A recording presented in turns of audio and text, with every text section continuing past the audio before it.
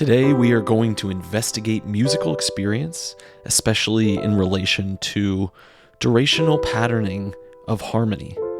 We want to look at how continuity and change in tonal duration can be used to unfold or vary tonal space and create a musical feeling that unfolds within time.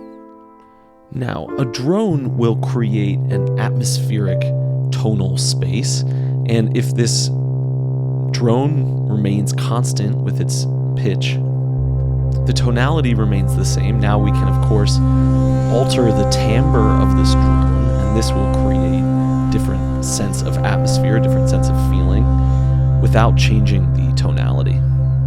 Now, every chord creates its own atmosphere, and so a chord progression is really a series of changing atmospheres, creating tension and release. And of course, tension and release can be produced within music in a number of different ways, not just through tonality.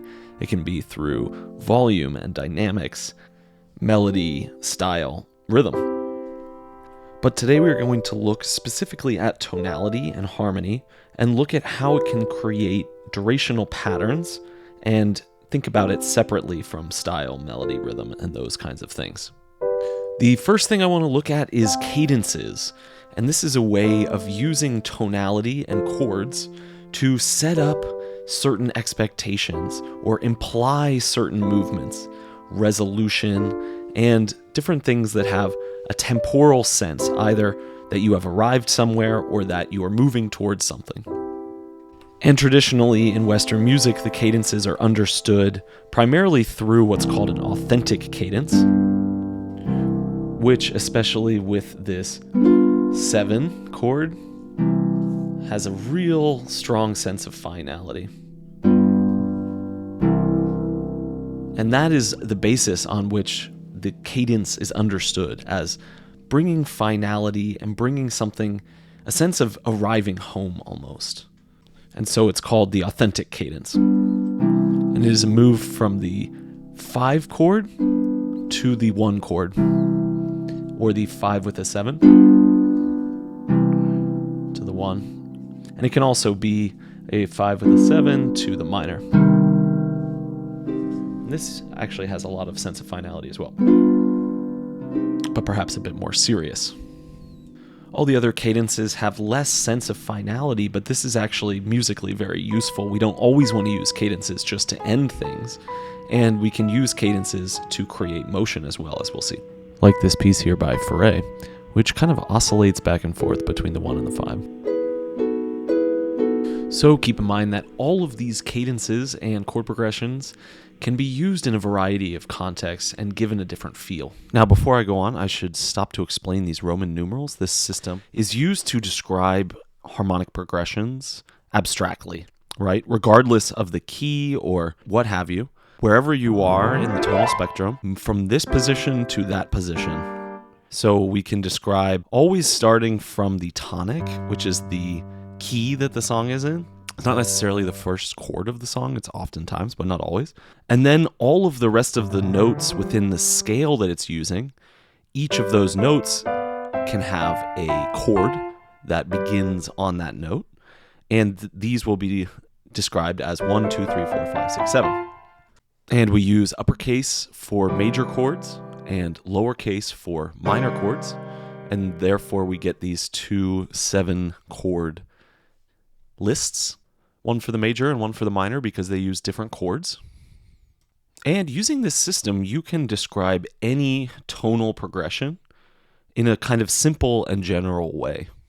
Now, it's not giving a whole lot of information. It's not telling you how to shape these chords, what instruments they go on, what melody lines go with them, or anything like that. But it's telling you exactly the information that we are interested in, which is the harmonic progression of the passage. Now, the most important thing to see first in Western music is the importance of the chords 1, 4, and 5. They play very obvious roles temporally. More on this in a second, but yeah, that's the basic virtues of this system of the Roman numeral analysis. And you can transcribe any chord progression, even extremely complicated ones, using these. And it's good for quickly thinking about how a chord progression can be manipulated and changed. One big idea here is borrow chords, so we can use this chord progression and change this scale degree to a different chord. Essentially just borrowing a chord from a different key. So it's a very helpful, useful system for musicians. But all we really need for this exercise is to see what feelings are associated with what progressions, what series of chords. And these terms, the 1 chord, the 5 chord, whatever, they can provide a reference point for discussing musical experience rather than talking and thinking about music theory. So we're not going to look at why or how certain chords work together and which ones don't or something like that, but instead what these chords feel like together in time and as we place one before or after another.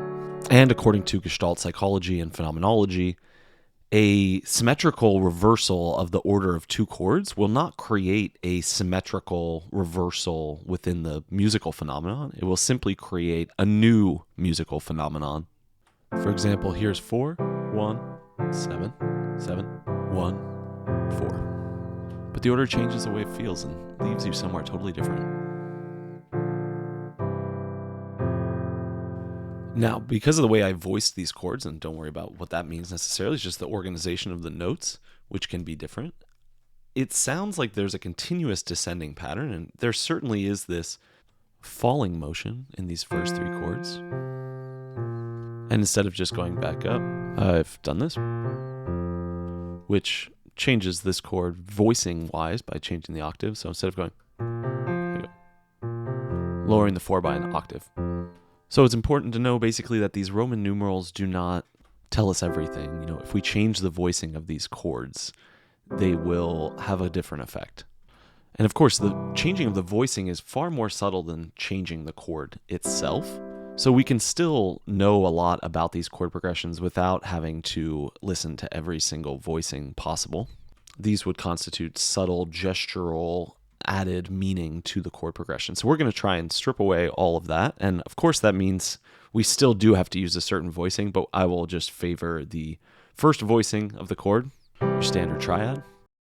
One other thing to note and be aware of is that I could have rewritten these chords like this, and that would depend a lot on the larger context in which this is played. We're going to see a number of contexts in which this ambiguity is apparent, but not really get into the music theory behind it. Now, the next cadence is called a Plagal cadence. It goes from 4 to 1, often called the Amen cadence. Amen. Still has a sense of cadence and resolution and finality, but less so than the 5 to 1. So it's a slightly underplayed, slightly subdued version of the cadence. And it has rightly been pointed out that it has a sort of hug-like quality to it. Just feels warm and safe. And if we make some slight modifications to this cadence, we get a variety of different feelings, a variety of different temporal expectations or fulfillments. For example, we have the minor Plagal cadence, which has this sort of tragic, tranquil feel to it. And we can bring this out by switching the minor here, which falls but then lands. And it feels to me kind of like accepting of fate and moving forward. And we can draw this effect out even more by doing what's called a Picardy third. So when we're in a minor key, and then we go to this 4 chord, and then end major.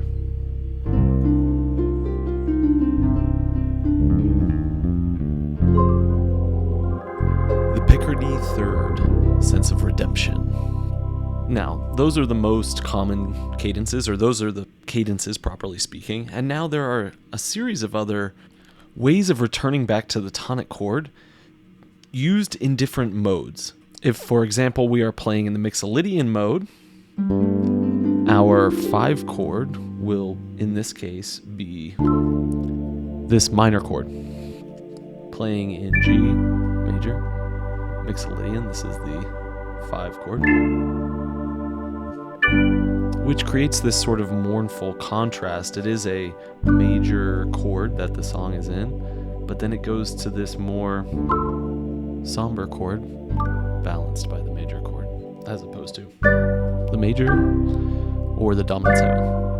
And really, this doesn't create a lot of resolution, and so in a lot of Mixolydian songs, we don't hear this cadence, but we hear a Plagal cadence instead. For example, Hey Jude.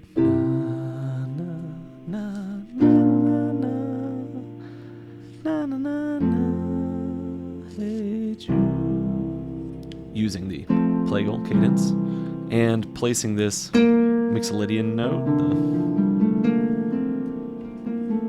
which if we're playing in C is the B flat, or as in Hard Sun by Eddie Vedder.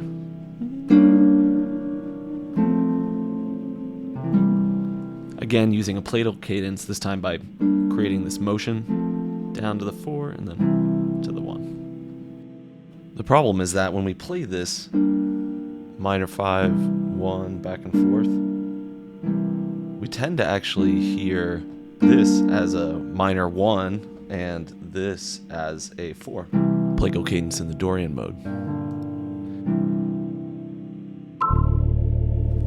Perhaps most famously, it's in almost every song on Dark Side of the Moon. Nice groove and sway to it.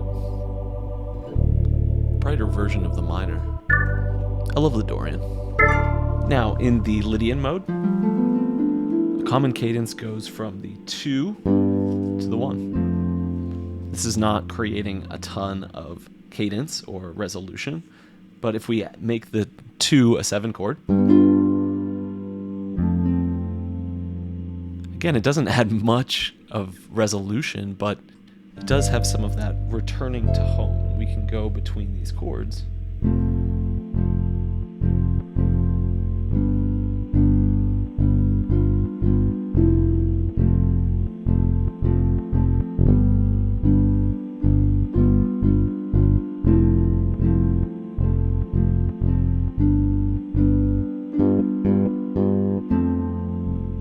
There is some resolution when we come back to that chord. But watch what happens when I do this. Instead of going back and forth, I go. That feels like the true ending and cadence. Or if instead I go.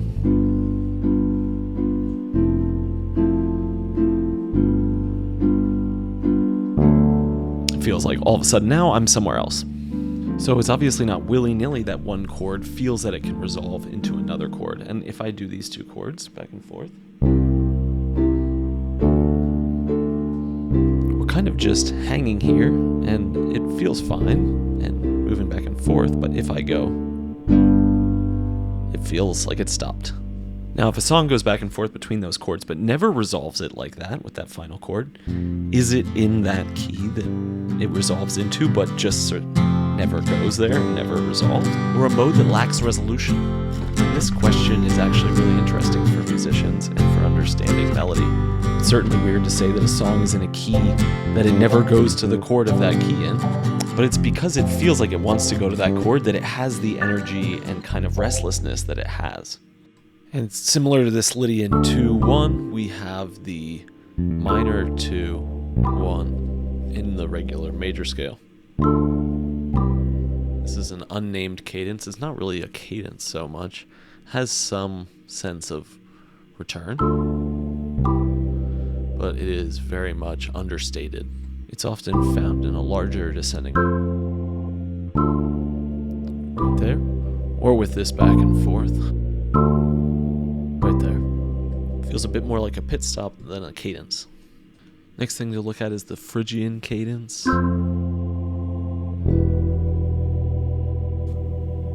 We go from the 2 to the 1. The 4 chord, which you're hearing here, really pulls your attention. And we start to think that it's in that key if we're using it too much. We have to reestablish here as the tonic to stay in the Phrygian. Here, the sense of cadence pulls it out of the Phrygian. In the Phrygian, the 5th scale degree is a diminished chord, that unsettled dissonance of the Phrygian. So this one's a little less frazzled and intense, but it is still unresolved and a bit disoriented. Now, in the Phrygian, we can do a 4-2-1 minor plagal cadence. The difficulty with this cadence is that if we invert it, the chord we just heard feels like the cadence. And if I now go, you expect something like.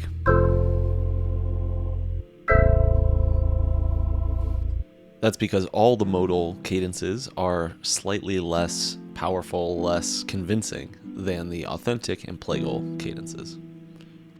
And composers play with that sort of ambiguity, and oftentimes without even knowing they're doing it. They find something interesting in it and then use it musically somehow.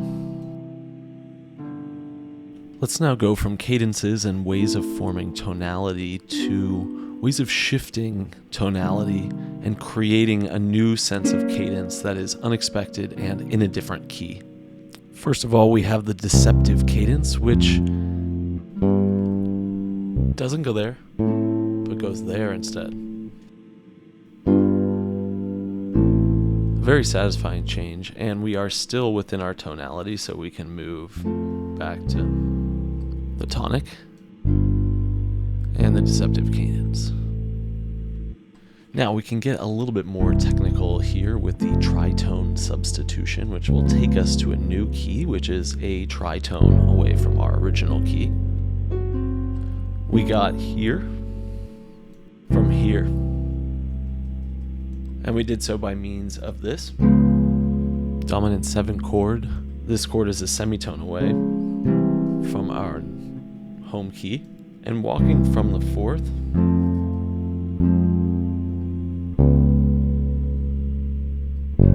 pretty smoothly takes us into a completely different key.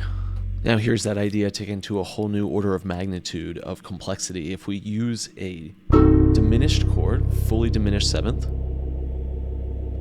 Now the miraculous thing about this chord is if we drop any one of these notes by a semitone, we now have a dominant 7 chord, which we can use to resolve to a new tonic, C sharp minor. So let's see each one of these we just saw. We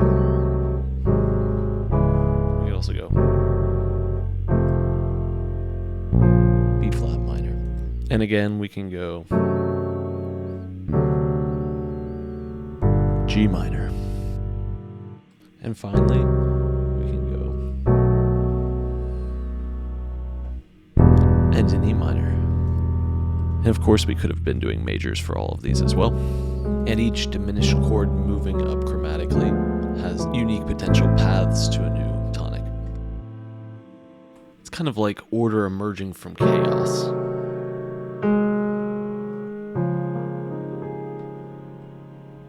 There's another common way of moving keys where we're not using resolution, such as the chromatic median.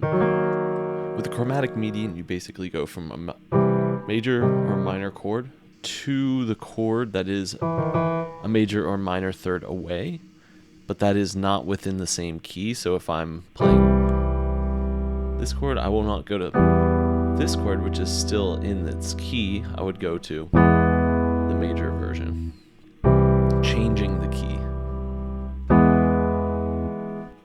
Now in minor, we can go to this major, or we could go instead to the minor of that same scale degree. Then we can do the other scale degree. Now each of these has its own unique feel, especially if it's going from major to minor or minor to minor or what. This minor to minor has a very cinematic effect. You hear this in Harry Potter, Lord of the Rings, all the Hollywood stuff. One of my favorite examples is Wuthering Heights by Kate Bush.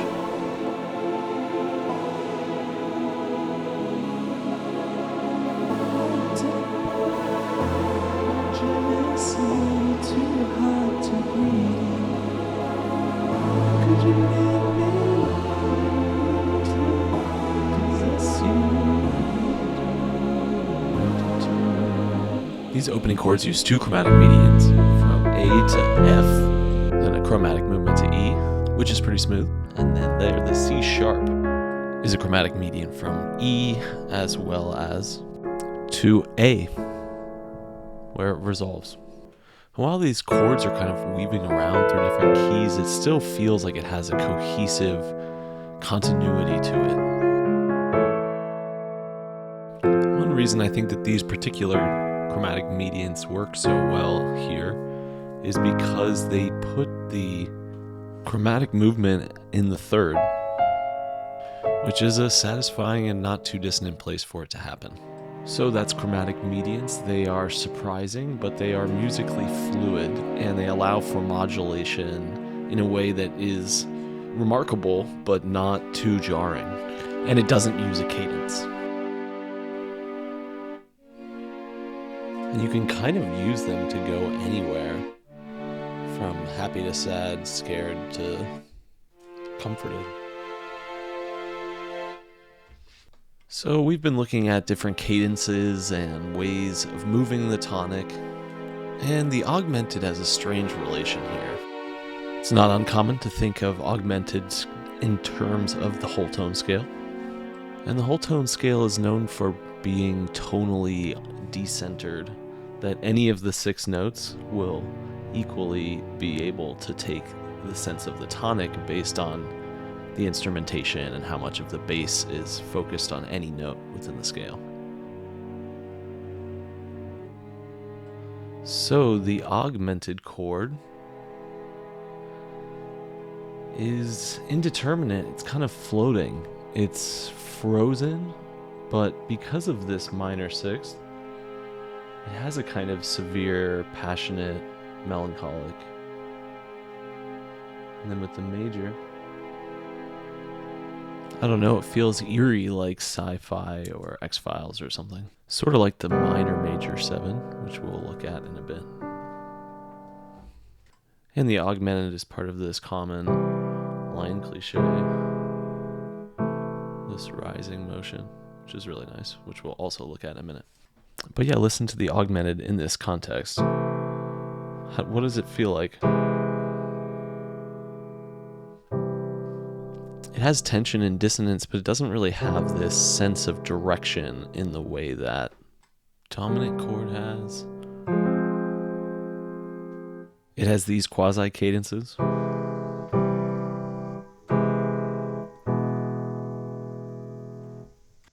We're moving both for the strongest. A nice way of moving from the decentered tonality of the whole tone scale back to some tonal center. In the next video, we'll look at all these ideas about cadence and movement around tonic in relation to chord progressions. Consider how these shifting temporal anticipations are used to put together a sort of movement of emotion and affect evolving in time and moving in different directions.